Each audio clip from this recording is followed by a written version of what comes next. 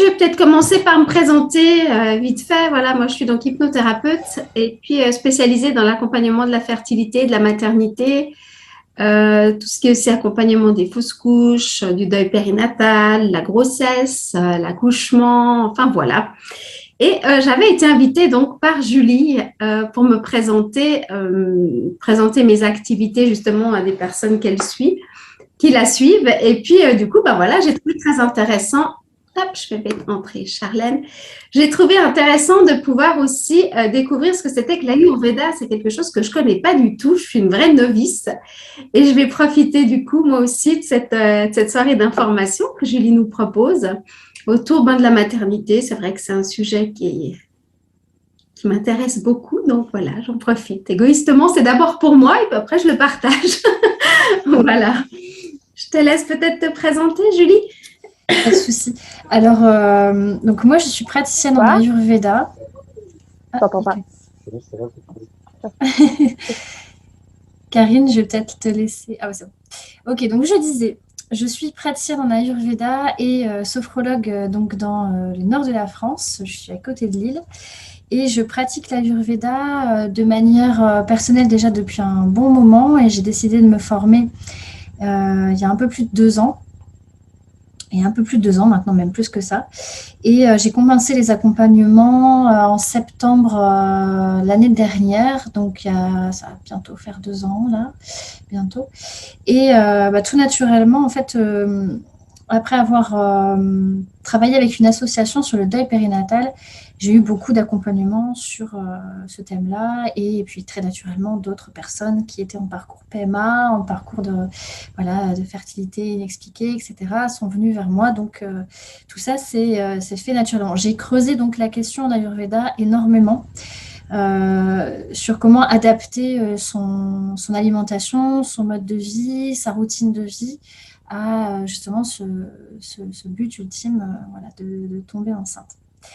Donc, pour résumer, alors n'hésitez pas si les informations ne vous paraissent pas claires, parce que l'Ayurveda, c'est pas facile à appréhender la première fois et je vais essayer d'être le plus simple possible. Donc, n'hésitez pas à envoyer un petit message par écrit si vraiment vous avez besoin d'explications complémentaires. Donc, l'Ayurveda, c'est une médecine ancestrale qui est née il y a plus de 5000 ans. On la considère un peu comme la mère des médecines. Elle a inspiré la médecine chinoise, elle a inspiré notre médecine aussi naturopathique, elle a inspiré de nombreuses médecines. On retrouve des principes de la médecine ayurvédique un peu partout, mais vraiment un peu partout, partout dans le monde, parce que les médecins ayurvédiques de l'époque qui se transmettaient les informations à l'oral ont beaucoup voyagé. Donc, on retrouve beaucoup de principes de l'Ayurveda, même dans notre médecine naturopathique occidentale. Donc, l'Ayurveda qui est né donc, il y a 5000 ans, elle est née en fait d'hommes qui méditaient, pour résumer, des Védias qui sont partis méditer au pied de l'Himalaya et qui ont eu une révélation sur le fonctionnement de nos systèmes et la manière dont la vie se crée. Et ils ont découvert en fait que dans nos systèmes vivants, excusez-moi si vous entendez du bruit, j'ai 2 chats qui sont en train de faire je ne sais pas trop quoi sur mes escaliers. Et du coup, ça peut faire un petit peu de bruit. Maurice, merci. Du coup, je disais, ces personnes qui donc ont eu cette révélation sont parties en fait du principe que pour que la vie naisse, il y a des éléments principaux qui doivent être ensemble et mis en mouvement et mis en énergie. Ces 5 éléments, c'est l'eau, la terre, le feu, l'air et l'espace. Donc ça, on connaît, nous, on connaît aussi. Sauf que l'espace, nous, on ne le considère pas comme un élément. En Ayurveda, ils considèrent que c'est un élément. Ces 5 éléments-là créent la vie. On les retrouve donc dans chaque élément vivant et à l'intérieur de nous. À l'intérieur de nous, à différents niveaux. Donc, pour vous donner un exemple, on va retrouver l'air dans nos mouvements, le fait de marcher, le fait de bouger. On va retrouver le feu au niveau de nos intestins, de notre estomac, parce que c'est l'action aussi de digérer. On va retrouver l'eau dans tous les liquides du corps. On va retrouver l'espace aussi dans chaque espace vide du corps. Et c'est bien sûr un peu plus complexe que ça, mais je simplifie au maximum pour vous faire comprendre finalement que ces 5 éléments agissent ensemble et qu'on en a On a les 5 en nous, tous les 5. Et les Védias, les médecins ayurvédiques, enfin, ces hommes qui ont eu ces révélations ont vu ces éléments s'associer par 2 et former ce qu'on appelle des doshas. Donc, ces doshas, c'est comme des chefs d'orchestre qui décident un petit peu de ce qui se passe dans nos corps. Il y en a 3 qui vont associer donc 2 éléments. Il y a le dosha Vata qui va associer l'air et l'espace. Il y a le dosha Pitta qui va associer le feu et l'eau. Et il y a le dosha Kapha qui va associer la terre et l'eau. Donc, chaque dosha, chaque chef d'orchestre a plusieurs rôles. Il y a un rôle principal et après, il y a des sous-rôles dans le corps. Et cela nous aide énormément à comprendre comment notre corps fonctionne. Parce qu'il faut bien savoir que chaque être humain est unique et que les éléments ne sont pas au même niveau chez chaque personne. Vous voyez, il y a des personnes qui vont avoir beaucoup de terre et il y a des personnes qui vont avoir beaucoup d'air, il y a des personnes qui vont avoir beaucoup de feu. Et en fait, l'intérêt, c'est d'essayer de savoir ce qu'on a en prédominance, ce qu'on a le plus, ce qu'on a le moins. Et quand on commence un accompagnement en Ayurveda, c'est la première chose qu'on fait avec un questionnaire qui est assez dense et qui est assez important. On va essayer d'aller déjà rechercher cette information et savoir quel dosha dominant est chez la personne, 1 ou 2 doshas. Souvent, il y en a 2, il y a toujours plus souvent une double constitution qu'une unique constitution, qu'un unique dosha. On va faire une première théorie par rapport à ça, et puis à la suite de cette théorie de constitution, on va se dire, voilà, on pense qu'en vous, il y a plus de feu et d'eau. On va dire que vous avez un dosha Pitta très élevé et un dosha Kapha aussi élevé, donc une double constitution Pitta-Kapha. Voilà. Bon, à partir de ça, pour une personne lambda, ça va être des informations sur ses traits de personnalité, sa façon de mentaliser, la manière dont son corps fonctionne. Donc ça donne énormément d'informations sur la manière dont on vit et ce dont on a besoin. Je ne vais pas rentrer dans les détails sur les principes ayurvédiques trop poussés, mais on part de ça pour établir, on va dire, un programme alimentaire, phytothérapique, routine de vie, pour que ça corresponde à vous vraiment individuellement. Bien sûr qu'on prend en compte aussi les déséquilibres actuels. Les déséquilibres actuels vont être traités en général en priorité, avant d'arriver à un programme alimentaire qui sera calé sur votre constitution de base qui est là depuis la naissance. Les déséquilibres, eux, ils arrivent après, donc on les traite en premier et ensuite on revient à la base. Donc voilà, pour les explications un peu globales sur l'Ayurveda. L'Ayurveda, je ne l'ai pas dit, mais c'est une médecine qui est née sur le territoire indien, avant que ce soit l'Inde. La langue qui est utilisée en Ayurveda, c'est le sanskrit.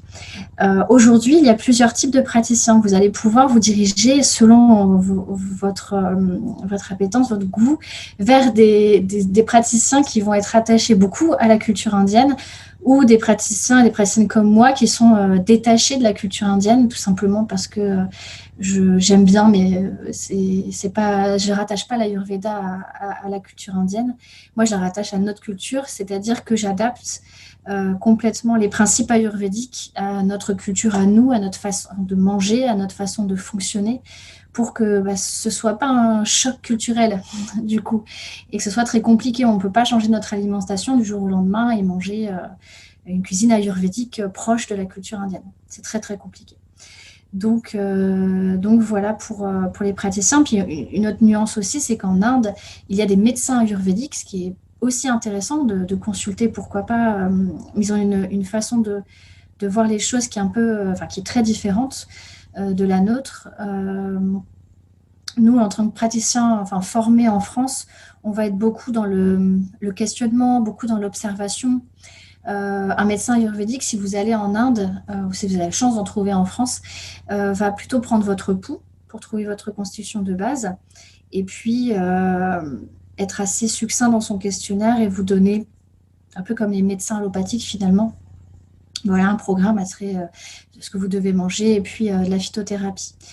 Donc il y a aussi clinique en Inde avec les panchakarmas, ce qu'on appelle les détox un peu intenses ayurvédiques. Ça, c'est intéressant pour les personnes qui ont vraiment envie d'aller à fond et de nettoyer le corps. Et pour ça, je vous conseille d'abord voir un praticien en France parce que c'est quand même rude. Voilà, donc pour en revenir au sujet principal, donc Karine avait noté sur la conférence tout ce qui était autour donc, de la fertilité, du parcours de fertilité, hein, quel qu'il soit, que ce soit PMA ou autre, et le deuil aussi périnatal, et tout simplement peut-être la recherche d'équilibre de soi avec soi. En Ayurveda, on va avoir des points vraiment très, très importants sur ces domaines-là, et notamment sur la fertilité, parce qu'on va aller travailler des choses primordiales. Le système reproducteur est un système qui est en Ayurveda un peu, je ne vais pas dire le dernier système qui est nourri, mais presque. C'est-à-dire qu'eux, ils considèrent que quand on commence à manger, la digestion commence dans la bouche. Ça, c'est évident, nous aussi, on le sait. Donc, il y a différents stades de digestion. Quand l'alimentation arrive, et donc là, je parle juste de la manière dont on digère, hein, je ne parle ni de la quantité ni de la qualité, mais quand l'alimentation arrive dans les intestins, là où elle est optimisée et elle est absorbée par les parois intestinales, quand cet effet se fait, quand elle est absorbée, les vitamines et les minéraux arrivent dans le corps, tout ça va se transformer en nourriture pour les tissus. Et en Ayurveda, ils considèrent qu'il y a 7 couches de tissus. Donc, il faut imaginer ça comme une pyramide. Vous mangez, c'est pris en compte par le corps, et ça part au tissu. Donc, ça part au premier tissu qui est le plasma, qui va prendre ce qu'il lui faut et qui va enlever les déchets. D'un côté, on va dire donc, les selles, l'urine, la transpiration, hop, ça part dans les déchets. Et ce qui reste part au tissu suivant en dessous, le sang. Et ainsi de suite. Donc à chaque fois, le tissu prend ce qu'il a besoin, rejette les déchets et ce qui reste part au tissu d'en dessous. Et le tissu reproducteur, le système reproducteur, l'utérus, et là, c'est le tissu l'avant-dernier. Le dernier tissu, c'est l'immunité. Donc, il faut bien imaginer que, voilà, si la qualité, là je viens à la qualité de la nourriture du coup, si la qualité de la nourriture et la qualité de votre digestion, elle n'est pas au top, le système reproducteur ne peut pas être nourri correctement. Donc, en Ayurveda, on part de ce premier principe-là et on se dit, voilà, quel est votre fonctionnement de digestion, quel est l'éventuel déséquilibre et quel est peut-être aussi votre alimentation. Et allons voir aussi de ce côté-là pour aller chercher la qualité de l'alimentation. Donc voilà, au niveau digestif, à la suite de cette histoire des tissus qui doivent être nourris, le système digestif, c'est le truc numéro 1 dont on va s'occuper, et c'est le feu digestif, ce qu'on appelle Agni en sanskrit. C'est un feu, tout simplement. Ça veut dire qu'il ne faut pas qu'il soit trop fort, il ne faut pas qu'il soit trop faible. Il ne faut pas qu'il brûle la nourriture, mais il ne faut pas non plus qu'il la cuise pas. Donc, il faut qu'il soit nickel, ce feu digestif. Ce feu digestif, il se trouve dans les intestins.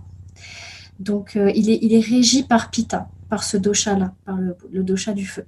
Donc, il ne faut pas que Pitta il soit déséquilibré. Donc, on va aller voir de ce côté-là pour voir ce qui se passe. Il y a plusieurs indices, de toute façon, qui nous donnent, qui nous montrent que le feu digestif n'est pas correct.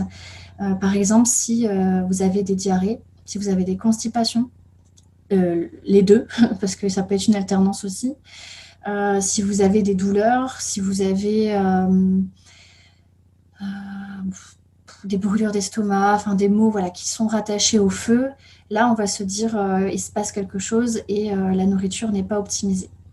Donc je simplifie bien sûr, en sachant quand même que la qualité de la paroi intestinale est hyper importante, parce que soit elle laisse tout passer, soit elle laisse rien passer. Ça c'est pareil, c'est quelque chose sur laquelle on va se pencher et on va aller renourrir tout ça pour reconstruire la paroi intestinale. On va aller soit apaiser le feu digestif, soit le raviver, et on va aller guérir la paroi intestinale pour que les choses se passent bien. Donc voilà. Donc là, j'ai parlé du feu digestif, j'ai parlé de la qualité de la nourriture. Et en Ayurveda, on ne dit pas qu'on est ce qu'on mange, mais qu'on est ce qu'on digère, enfin ce qu'on arrive à digérer. Si votre digestion se passe bien, ça veut dire que quand vous mangez, vous n'avez aucun mot après manger. Vous ne sentez pas lourde, vous n'avez pas mal au ventre, vous n'avez pas de gaz, votre ventre ne gonfle pas, ça ne vous provoque pas des remontées, ça ne provoque pas de constipation ou de diarrhée. Si vous n'avez, on va dire que si vous avez tout ça, là, il y a un souci. C'est en Ayurveda, on considère que quand on mange, on doit, après manger, se sentir bien, tout simplement.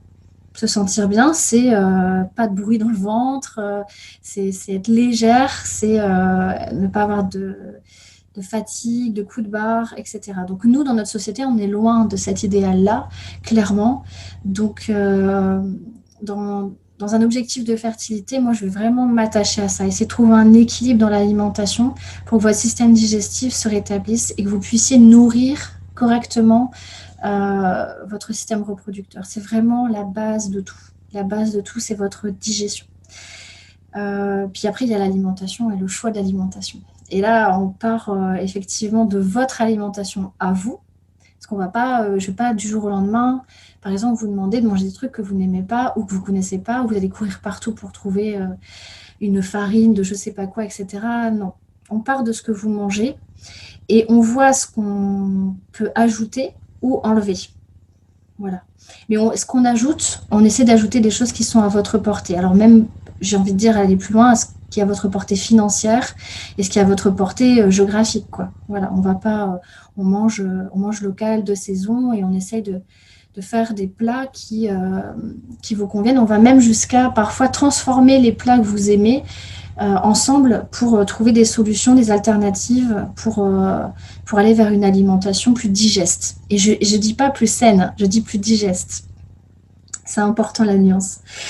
Une alimentation qui va aller vers ce qu'on appelle un idéal, donc hypotoxique, une alimentation qui va venir non pas acidifier le corps, mais j'arrive jamais à le dire, alcanaliser le corps, voilà, pour que le corps devienne plus alcalin. Parce que nous, dans notre alimentation, qui est très carnée, qui est avec beaucoup de laitier, avec beaucoup de sucre raffiné, on acidifie énormément notre corps, ce qui va vraiment venir modifier notre digestion, venir modifier les parois intestinales et à terme acidifier même le système reproducteur. Et l'utérus a besoin d'être alcalin pour venir accueillir un ovule fécondé et venir le garder à l'intérieur. Donc ça, c'est primordial aussi.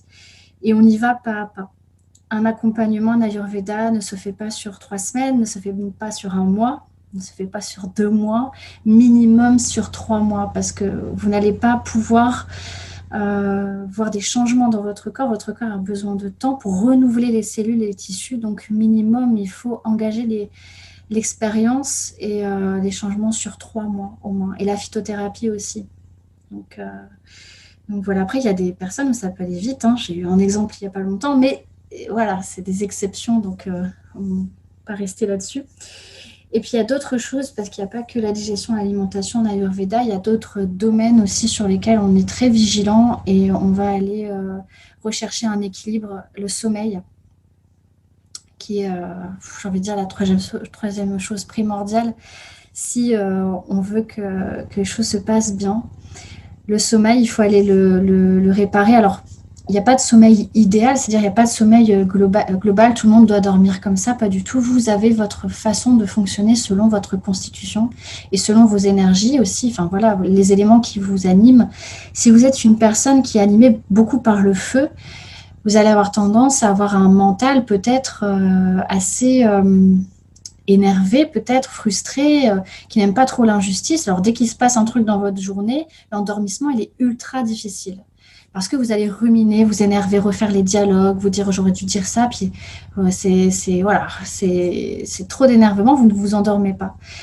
Donc à partir de ça, en sachant ça moi, je vais vous aider à ce qu'on trouve ensemble une routine du soir qui va être adaptée pour apaiser le feu de Pitta qui est dans le mental à ce moment-là. Pareil pour les personnes qui vont avoir une dominance plutôt Vata. Donc, je vous rappelle, Vata, c'est air et espace. Donc, il faut bien imaginer Vata peut-être comme un cerf-volant qui part un peu dans tous les sens, qui est rattaché à la terre, mais des fois, on se dit, il va se détacher puis partir un peu en vrille. Et ben, Vata, on va le retrouver dans le corps, mais beaucoup, beaucoup dans le mental. Et là, c'est des mouvements de pensée permanents. Vata est plutôt rattaché à l'anxiété et la peur. Et là, dans ce cas-là, un sommeil perturbé Vata, ça va être des réveils vers 4 heures du mat, par exemple. On se réveille, on dort plus. Et là, le cerveau se met en route. Puis on ne ressent pas forcément ni de colère, ni de tristesse. Non, non, c'est juste, là, c'est une souris dans une roue et hop, ça part. Ça part, ça part. Et puis vous revisitez plein de choses. Vous faites votre planning de la journée, et puis vous revoyez des trucs il y a 10 ans. Enfin voilà, ça part dans tous les sens. Et c'est de l'anxiété, parfois c'est de la peur à ce moment-là. Donc c'est pareil, du coup, on prend en compte ce fonctionnement-là et on essaye d'adapter le sommeil en fonction de vos prédispositions à mal vous endormir ou à vous réveiller à 4 heures du mat. Et on adapte la routine qui sera une routine qui va apaiser le mental, mais qui va apaiser le corps aussi.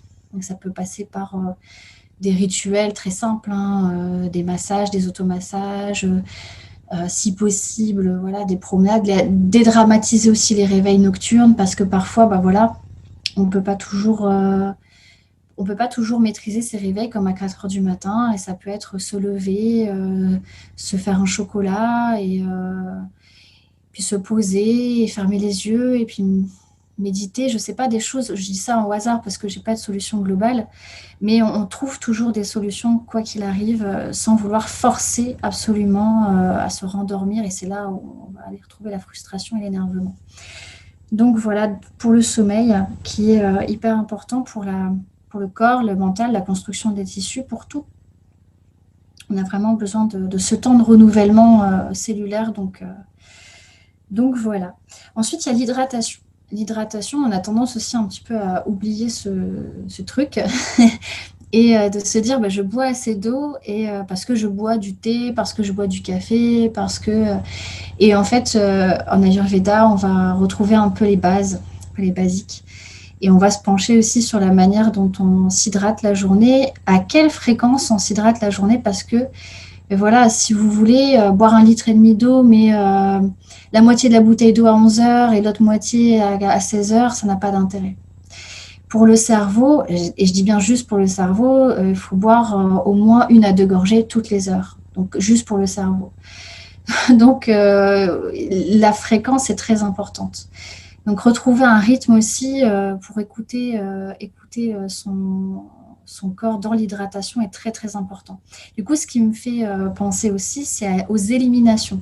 Respecter ces éliminations. J'ai envie de faire pipi, je vais faire pipi. Voilà, tout de suite. Je ne retiens pas. J'ai envie d'aller à la selle, je vais à la selle. J'ai envie de pleurer. Je trouve un moyen pour me mettre dans un coin et éliminer tout de suite. La transpiration, c'est pareil, pas de déo antitranspirant qui bouche. Tous les déchets sont faits pour sortir de notre corps, vraiment. C'est primordial. Donc, le fait de bloquer va créer un déséquilibre. Donc, ça, c'est très, très important aussi. Il y a aussi toute cette partie de l'activité corporelle. Chaque personne ne peut pas faire du sport, peut pas faire le même sport, ne peut pas faire la même quantité de sport et a besoin d'un sport adapté. Je reviens sur une personne Pitta qui va avoir tendance à galérer à s'endormir parce qu'il s'énerve un peu. Il y a beaucoup de feu chez une personne Pitta. En général, c'est quelqu'un qui va aller au challenge et qui va aller travailler énormément, même jusqu'au boutiste, un peu psychorigide, et qui va du coup se dire alors je travaille de 8h à midi, j'ai ma pause de midi à 14h, de 13h à 14h, je vais au sport. 14h, je reprends le travail, je finis à 18h, de 18h à 19h, je fais mes courses. Enfin voilà, vous voyez un peu le Pitta hyper cadré. Ça tient un temps, parce que le feu, on peut l'attiser, mais à un moment donné, le feu, il s'éteint. Et là, c'est le burn-out. Donc, l'activité physique pour un Pitta, on va choisir une activité physique qui ne va pas être, par exemple, du fitness, du HIIT, quoi. Voilà, pour un Pitta, de 13h à 14h, du HIIT, ça va énerver encore plus son feu. Donc, on va plutôt choisir un moment de la journée qui est plus apaisé, donc en fin de journée, et des activités qui vont aller vers plus du yoga, par exemple, j'ai dit un exemple, ou de la marche, ou une marche en forêt. Et là, on va aller aider son pitta, son feu à s'apaiser, et en conséquence, le feu de tout le corps et du mental à s'apaiser également. Pour les personnes qui vont être à dominance kapha, et je n'ai pas parlé des kaphas, c'est l'association de la terre et de l'eau. Là, par contre, chez les kaphas, qui vont avoir tendance à être un petit peu plus, je ne vais pas dire lent, mais un peu plus cool, un peu plus zen, où là, l'activité va falloir la choisir un petit peu plus dynamique. On va leur proposer plutôt de faire du sport en début de matinée quand c'est possible. Et là, un petit hit, pourquoi pas pour les kaphas, carrément, pour aller raviver un peu le métabolisme et relancer tout ça. Oui, c'est des exemples que je vous donne, mais il y a aussi besoin de temps pour vous dans une perspective de fertilité, dans l'envie d'avoir un enfant avant de tomber enceinte. Cette envie, elle est tellement prenante, elle est tellement forte à l'intérieur, elle prend énormément de place. Elle est même parfois obsessionnelle parce qu'on ne peut pas la maîtriser, tellement elle est là. Donc, il y a tout un travail aussi mental à faire quelque part pour donner une place particulière à cette envie et laisser de la place pour vous. Ne pas vous oublier, vous, dans votre identité, dans ce que vous aimez et programmer voilà, des moments rien que pour vous en dehors de cette envie de fertilité pour que vous puissiez vous retrouver. Et en Ayurveda, c'est primordial parce que même après, quand la femme tombe enceinte, c'est un moment tellement privilégié, tellement fort. La grossesse prend tellement de place. Donc, il faut que la personne qui tombe enceinte soit bien ancrée, bien solide, son identité soit claire. Je ne sais pas si c'est clair pour tout le monde, mais ça évite aussi en début de grossesse, ça peut éviter une grande partie des peurs, des angoisses, parce que vous êtes déjà rassuré dans votre propre maison, parce que vous êtes avec vous-même quelqu'un de bienveillant. Voilà. Donc ces moments-là, on en a besoin avant de tomber enceinte. Et puis la phytothérapie. J'ai fait une liste, heureusement, parce que tu vois, sinon je serais partie dans tous les sens. La phytothérapie, c'est une des choses les plus importantes aussi quand j'accompagne quelqu'un, les plantes ayurvédiques. Alors nous, on a énormément de plantes en France qu'on peut utiliser et qui sont hyper efficaces. Mais j'ai vraiment une préférence pour certaines plantes ayurvédiques qui ont une force quand même très forte, qui sont vraiment efficaces, comme le shatavari. Et je vous parlerai que de celle-là parce que les autres plantes sont à prendre avec les conseils d'un praticien. Il faut vérifier qu'il n'y a pas d'interaction. Il faut vérifier plein de choses avant. Le shatavari est peut-être une des seules plantes pour les femmes où il n'y a pas de contre-indication quelle qu'elle soit. C'est-à-dire que même si vous tombez enceinte, les premières semaines, il n'y a aucun souci à ce que vous continuez le shatavari. Il ne se passera rien, tout va bien. Le shatavari, c'est l'équivalent de nos asperges à nous, mais en mieux, on va dire, en plus efficace là-bas, qui sont cultivées en Inde. Et le shatavari convient aux 3 doshas, donc à toutes les femmes. Et c'est une plante qui va venir apaiser pitta, apaiser vata, donc apaiser le feu et apaiser les mouvements perpétuels, que ce soit mental ou dans le corps. Et va venir aussi travailler sur le système digestif. Donc elle a plusieurs actions très intéressantes. Et elle va venir nourrir le système reproducteur, véritablement. Une personne qui prend du shatavari va voir qu'au niveau de la glaire, elle sera beaucoup plus présente, beaucoup plus forte, beaucoup plus nourrie. Au niveau des ovulations aussi, il y a du changement. Alors ça dépend le temps que ça prend chez la personne, mais on voit vraiment des mouvements qui se passent. L'utérus, comme je le disais, devient plus alcalin grâce au shatavari. Donc ça, c'est une plante, si vous avez envie de vous pencher sur la question, je vous invite vraiment à aller voir un peu de ce côté-là. Elle est vraiment très intéressante et il n'y a pas de contre-indication. Donc sinon, je ne vous en parlerai pas parce que j'évite au maximum de faire des conseils de phytothérapie sans avoir pu faire un questionnaire approfondi avant. Donc voilà. Sinon, dans l'ensemble, finalement, dans cette recherche de fertilité, l'important, c'est de se dire qu'un équilibre doit se trouver et l'équilibre, il doit être finalement entre le corps, le mental et ce qu'on peut appeler notre moi profond, on va dire, avec tout ce que ça peut comporter. Et ça doit être aligné, tout ça. S'il y a des blocages, s'il y a des portes qui sont fermées, des boîtes qui sont fermées ou des trucs qui bloquent un peu au niveau de la gorge, je parle un peu symptômes physiques, mais ça peut être dans le ventre, etc. Il faut aller quand même à débloquer ça aussi au fur et à mesure et puis être bienveillant, prendre le temps. Ça, c'est difficile parce qu'on est pressé. Souvent, on a envie que ça marche. Mais je pense que prendre conscience qu'il faut du temps à vous en tant que femme pour faire ce chemin est aussi important que de tomber enceinte. Ça, en tout cas, pour la suite de votre vie et pour même après le rôle de maman, je pense que c'est hyper important. En tout cas, de transmettre en tant que femme et en tant que maman après à ses enfants à ce cheminement-là. Du coup, vous leur transmettez plus ou pas d'éventuels blocages qu'on pourrait avoir aussi, nous, récupérés de nos mères, de nos grands-mères. Voilà.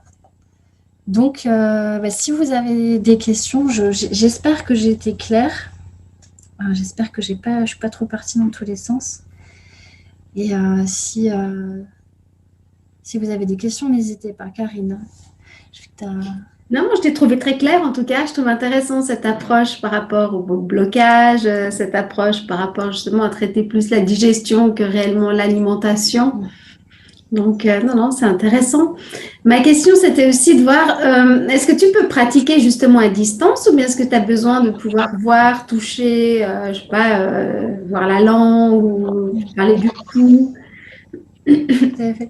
Alors, donc moi, je pratique en cabinet et à distance. J'ai pas eu de formation pour le pouls. Parce que je disais tout à l'heure, vous allez voir un médecin. Moi, je n'ai pas eu de formation. C'est un peu particulier, ça, le pouls. Moi, je demande généralement quand quelqu'un me contacte, j'ai un énorme questionnaire qui fait 9 pages. Donc, j'envoie le questionnaire, la personne va remplir le questionnaire, va m'envoyer des photos des ongles, va m'envoyer des photos des dents, va m'envoyer des photos de la langue. Et puis, hop, je suis perturbée parce que j'ai l'impression qu'il y a quelqu'un qui se lave les dents. Je crois aussi. Et du coup, en fait, je demande énormément d'infos. Donc, généralement, c'est quand la personne me contacte, je demande tout ça. Après, la personne me renvoie le questionnaire et puis on a un premier rendez-vous. Le premier rendez-vous, je balaye un peu tout ça et souvent, ça dure 1h30 parce que j'ai encore des questions sur le questionnaire. Alors, des fois, c'est très long. Et puis, j'ai besoin de faire connaissance avec la personne. Moi, j'ai besoin de sentir quand même à distance. Maintenant, j'ai l'habitude, mais ressentir vraiment l'énergie de la personne. C'est hyper important, tu vois, pour vraiment te dire, voilà, sa constitution, c'est ça. Je sens, voilà, ma théorie, à mon avis, est à 80% bonne. Bon, on part de ce principe-là. Et puis ensuite, je laisse en général 1 semaine passer pour moi travailler sur le dossier. Et puis, on se revoit une deuxième fois. Ça peut durer aussi peut-être 1h30. Et c'est pas grave. Et du coup, c'est pas grave, ça fait une petite animation entre deux, c'est bien. Et du coup, le deuxième rendez-vous, j'explique en fait le bilan complet, puis on voit ensemble par quoi on commence et puis comment on s'organise, parce que voilà, un accompagnement, soit on se revoit toutes les 3 semaines, soit on se revoit tous les 1 mois et demi, soit on se revoit tous les 2 mois. Mais voilà, après, moi, je garde le contact quasi quotidien. Enfin, je ne vais pas dire quasi quotidien, mais au moins à la semaine, j'envoie toujours des messages, savoir si ça va, si ça se passe bien et tout. Donc, je ne perds jamais le contact avec les personnes. Et voilà comment je fais. Donc, oui, en visio, beaucoup maintenant. C'est pratique. C'est pratique et puis c'est pas dérangeant. Après, j'ai des collègues qui sont thérapeutes corporels et qui font des massages, tout ça, là, ce serait pas possible. Mais comme moi, je suis dans l'accompagnement pur, il n'y a aucun souci pour ça. Merci. Est-ce qu'il y avait peut-être des questions spécifiques par rapport à la fertilité? Parce que là, j'étais plutôt globale. Mais si vous avez des questions par rapport à vos expériences à vous, n'hésitez pas. Parce que je parlais plus de fertilité que de deuil ou d'autres choses. Donc, et vous pouvez mettre le micro si vous ne voulez pas écrire. Par rapport au deuil, peut-être aux fausses couches, quand on accumule aussi un peu les fausses couches, je pense que le corps, il se fatigue de plus en plus. Hein. Complètement. En plus, en Ayurveda, on considère que l'accouchement, et je mets les grossesses arrêtées dans cette catégorie, c'est une période vata parce que c'est une période de mouvement extérieur. Donc, il y a une partie de votre vitalité qui va s'échapper à l'extérieur. Donc, forcément, c'est intense. Et là, à ce moment-là, on va aller être un peu plus, je ne vais pas dire draconien sur aller nourrir le corps, mais on va partir sur une alimentation qui va être ultra nourrissante. J'ai envie de dire comme les dattes, par exemple, c'est un exemple tout bête, hein, mais manger des dattes, manger une alimentation qui va être onctueuse, qui va être nutritive, qui va être chaude, qui va vous ancrer, qui va vous solidifier, parce que Vata va vous faire un peu partir dans tous les sens, et une grossesse arrêtée est déjà mentalement, psychologiquement hyper perturbant, hyper dur. Donc là, il faut vraiment vous réancrer. Voilà, une alimentation solide. C'est pas le moment de faire un régime. Je ne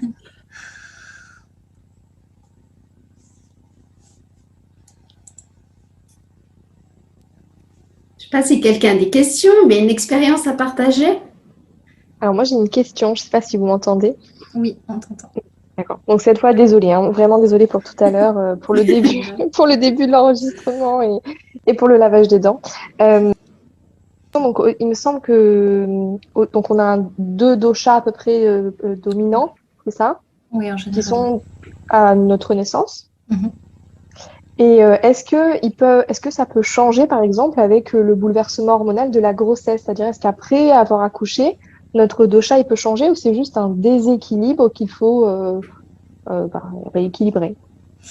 Alors, c'est rigolo que tu poses cette question parce que j'ai fait une conférence samedi justement et j'ai une dame qui m'a demandé la même chose. Et je me suis posé la question pourquoi, et en fait, après, j'ai compris. Mais parce que c'est un déséquilibre qui s'installe longtemps. Donc, on a l'impression qu'on change. Parce que oui, il y a un changement, forcément. Mais la base de la base, elle reste la même. La constitution de naissance, elle ne changera jamais. Mais effectivement, il y a des déséquilibres qui s'installent un peu longtemps.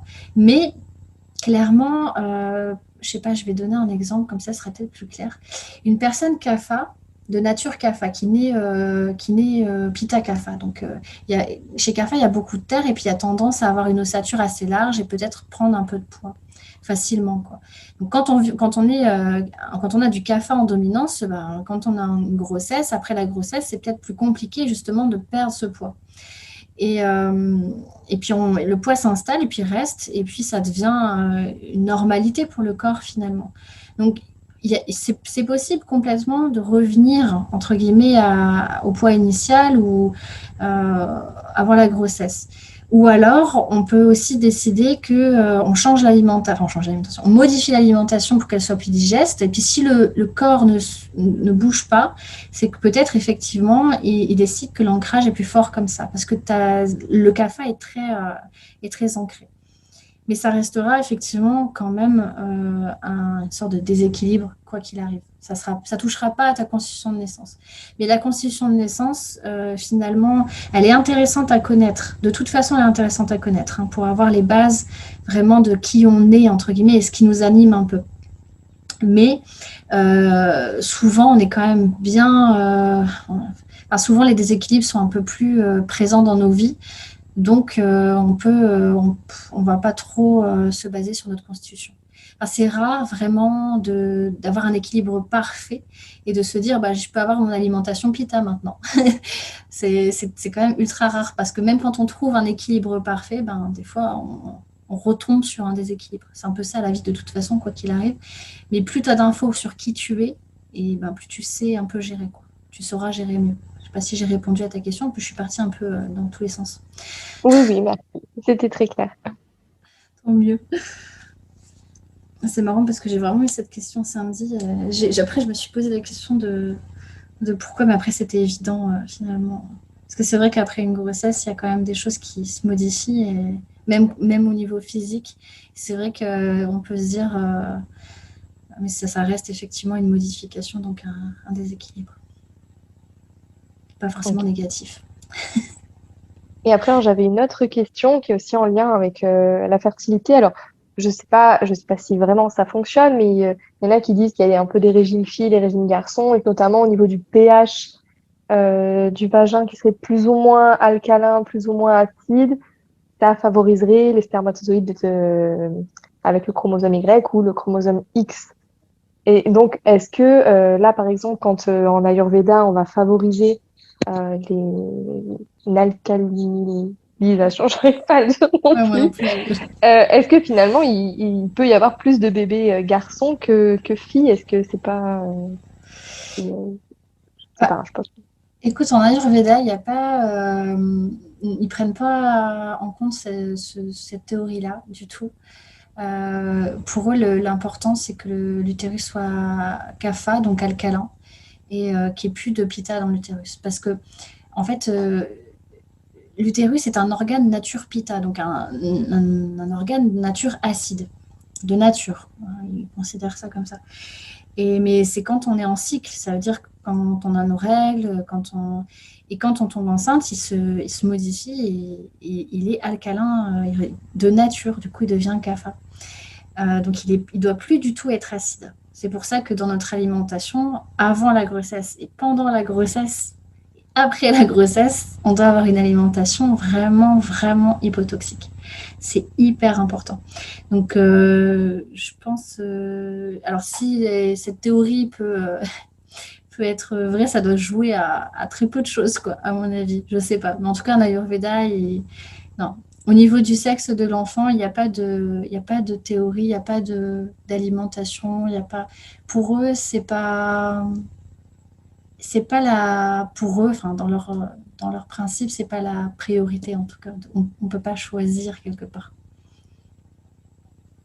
Oui, non, c'était pas tellement pour un choix, mais c'était justement pour savoir si finalement, dans les grossesses menées par des personnes qui s'étaient penchées sur l'Ayurveda, qui le pratiquaient, etc., est-ce qu'on avait remarqué une tendance voilà, au bébé garçon? Mais après, c'était par curiosité, genre, Ah. que je posais la question.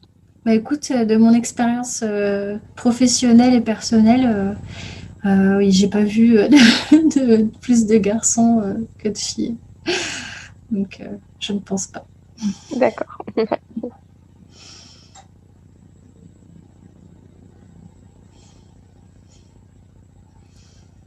S'il y a quelqu'un d'autre qui a une question sur, n'hésitez pas.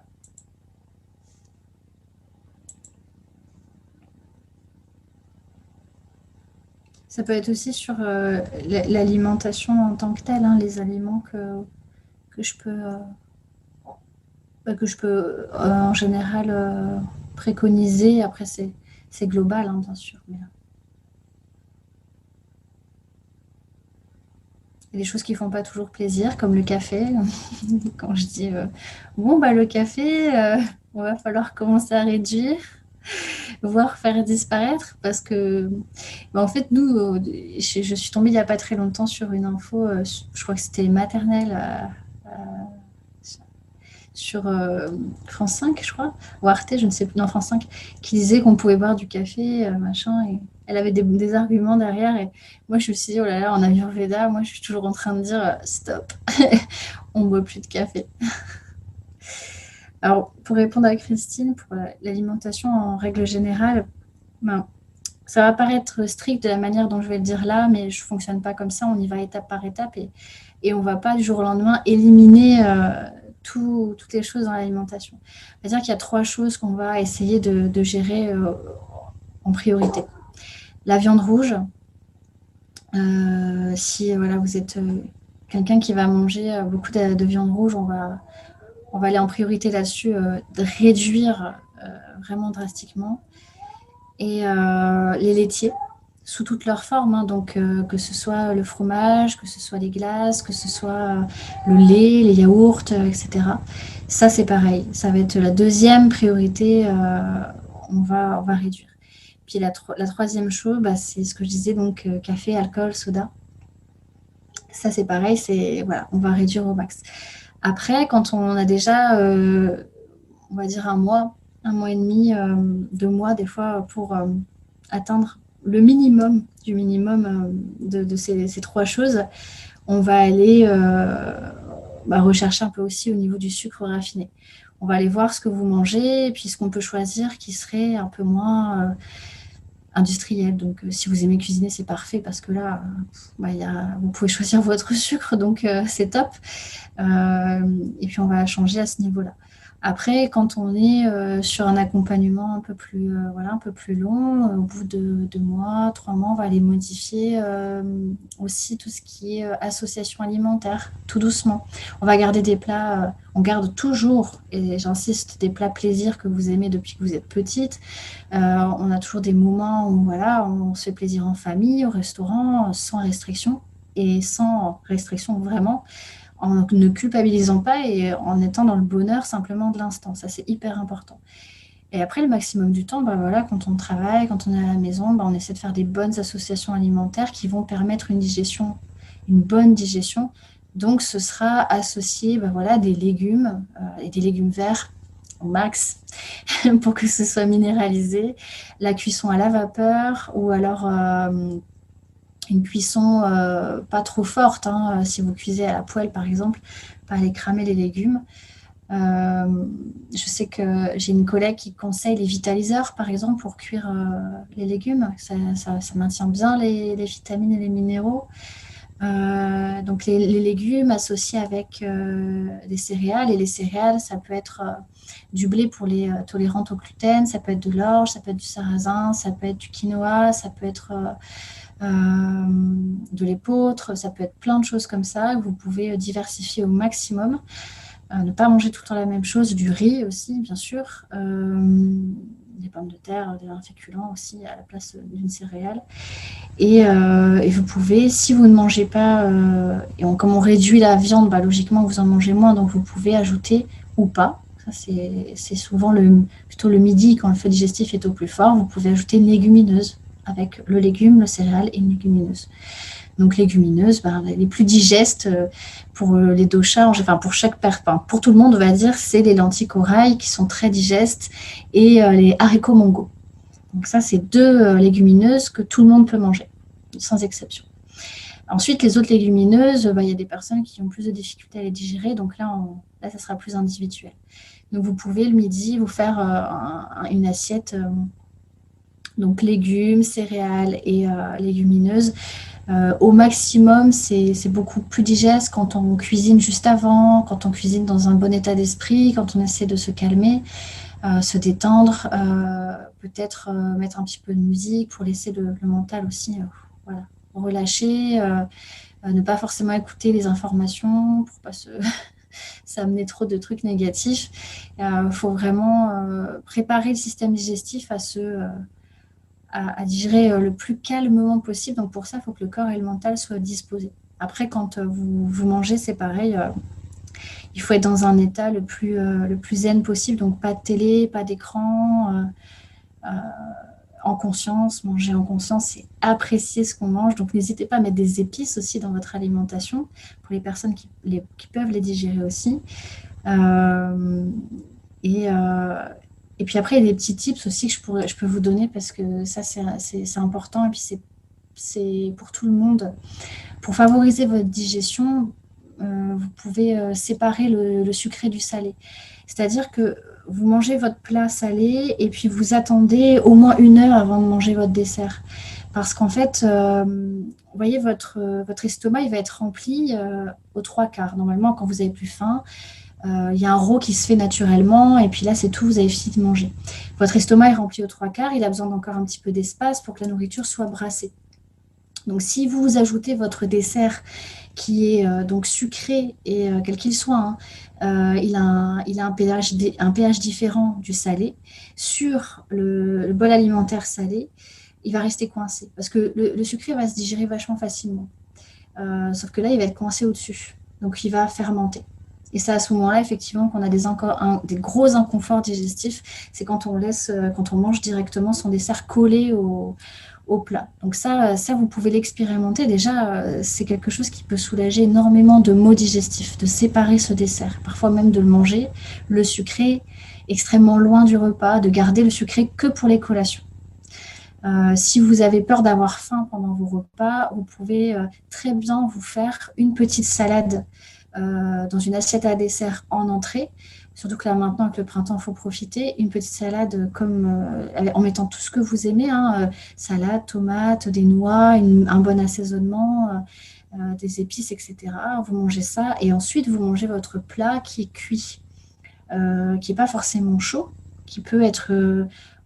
je sais pas, peut-être pas une deuxième salade, hein, mais un truc pas trop chaud, mais et vous allez alterner comme ça du cru et du cuit. Et du coup, votre système digestif va aimer cet équilibre-là. Si vous faites trop de cru, ça va être tendu, et si vous faites trop de cuit, ça va être tendu aussi. Il faut un petit équilibre au niveau du printemps. Donc, vous pouvez commencer déjà à expérimenter un petit peu ça.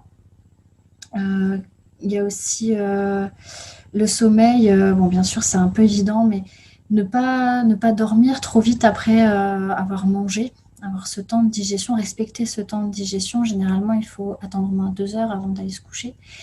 Et une autre chose aussi, l'hydratation, l'eau. En fait, contrairement à ce qu'on croit, il faut pas boire pendant le repas. Ça, voilà, c'est vraiment très important parce que c'est comme le sucré, ça n'a pas le même pH dans l'estomac. Donc, ça va venir vraiment perturber la digestion. Mais par contre, vous prenez un verre d'eau à peu près 30 minutes avant de manger. Je ne vous dis pas, il ne faut pas être sur le timing, mais à peu près 30 minutes avant de manger. Un verre d'eau 30 minutes après manger. Voilà. Comme ça, vous laissez le temps quand même à l'estomac de faire son travail un minimum, vraiment un minimum.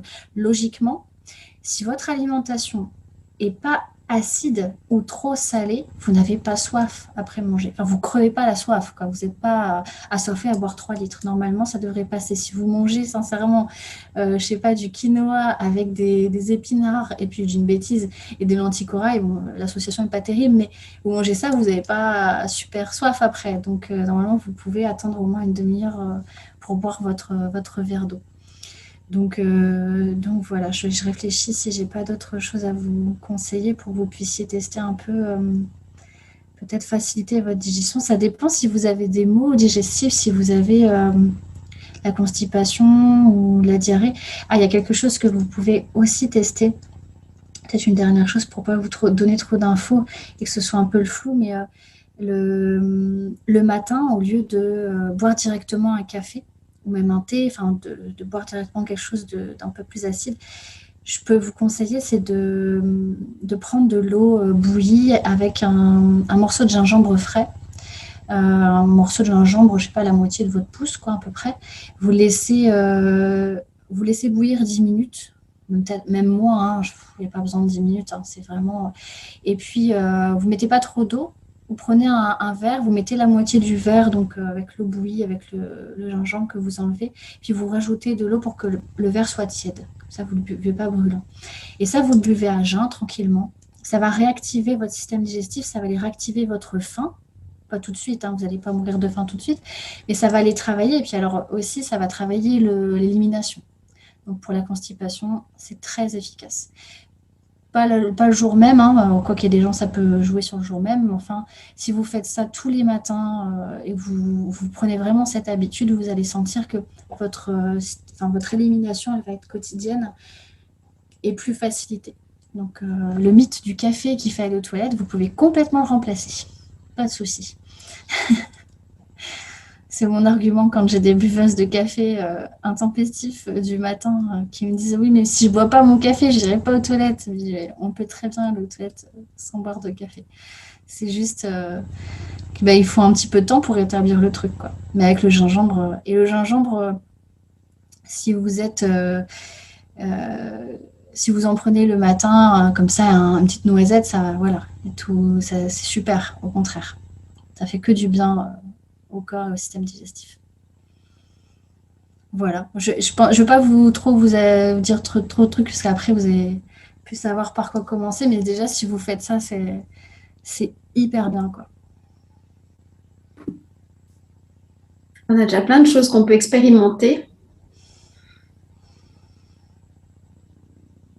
Est-ce que vous avez d'autres questions, peut-être par rapport à ce que j'ai dit? Je peux approfondir si vous avez besoin.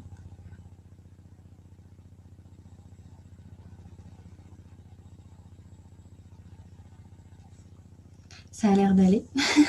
C'était clair et complet. Merci beaucoup. Je t'en prie.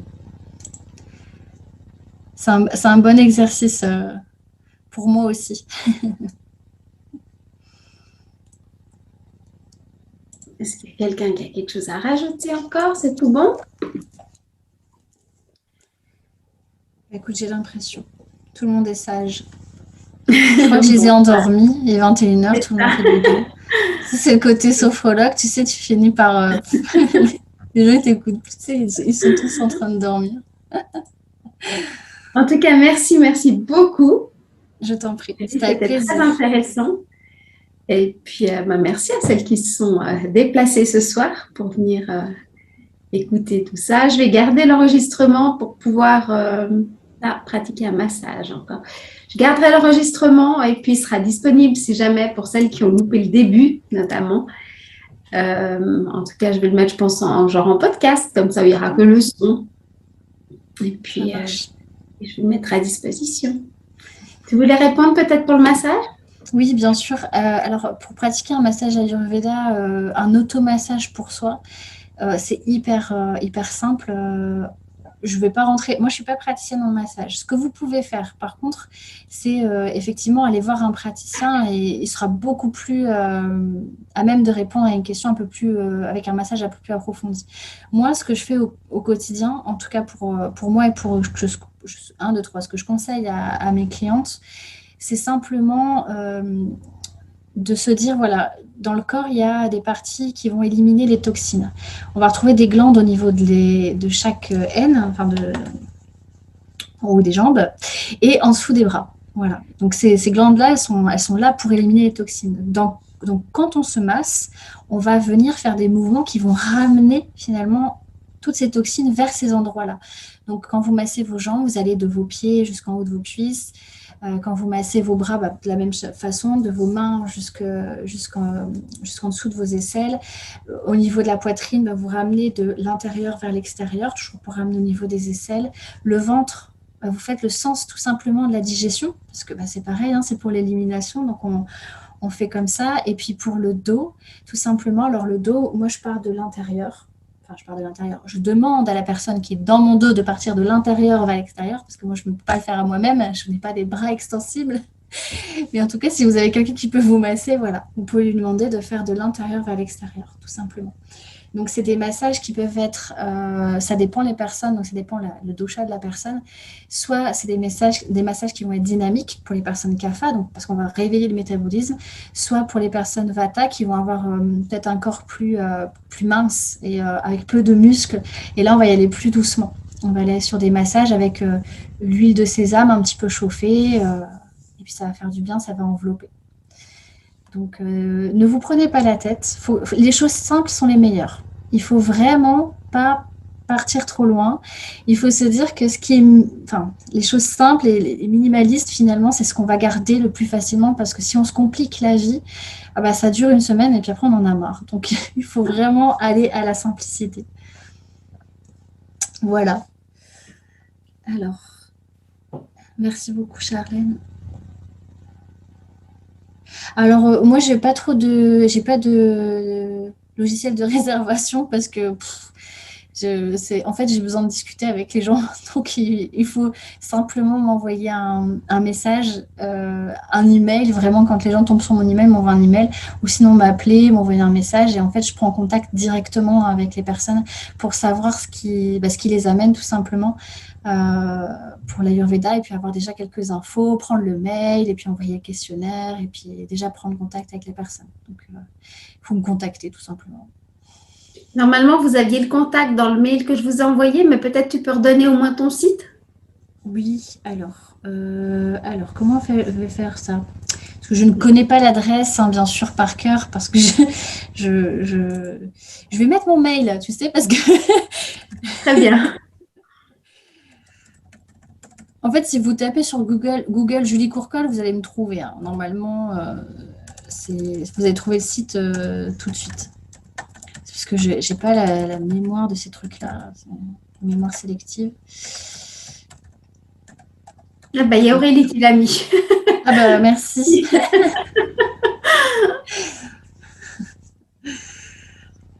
Parfait. Merci.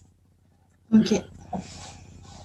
Bon, bah, j'espère que j'ai été claire et puis si ça vous a éclairé. Et puis, si vous avez la curiosité de l'Ayurveda, n'hésitez pas à vous renseigner. Il y a plein de praticiennes qui font des vidéos sur YouTube super, vraiment super, et, qui apportent énormément d'infos, donc qui peuvent être aussi hyper intéressantes au-delà du désir de fertilité, en tout cas pour se connaître soi. Donc, n'hésitez pas à aller regarder un petit peu sur YouTube ce qui se passe ou sur Insta et aller creuser un peu l'Ayurveda parce que ça parle à chacun d'une manière différente. Donc, voilà. Oui, je suis aussi sur les réseaux, Aurélie. Ouais, je suis sur Insta. Moi, je suis Insta et Facebook. Hein. C'est tout. C'est déjà pas mal. C'est déjà du travail. Bon, bah, merci beaucoup en tout cas, Julie. Et puis, bonne expérimentation à toutes. Moi, je vais essayer de tester tout ça aussi. Et Je puis, vous remercie. Je vous remercie toutes.